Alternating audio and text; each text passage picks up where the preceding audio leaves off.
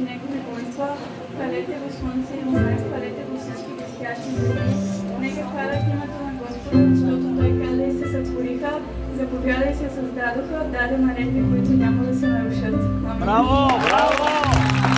Браво, Борянки! Душата ми очаква Господа повече, отколкото ние очакват зората. Да, повече от очакващите зората.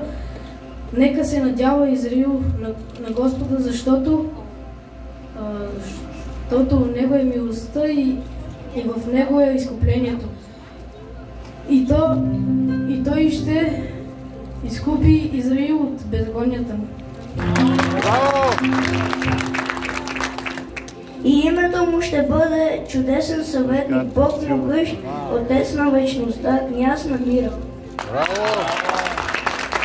Хвалете Бога в Неговата светлина, хвалете го в крепостта на силата му, хвалете го поред Неговото могъщество и голямото му величие. Реките издигнаха гласът си, реките издигнаха вълните си, но Господ, който е нависоко, е по-голям от големите води и силните реки. Господ е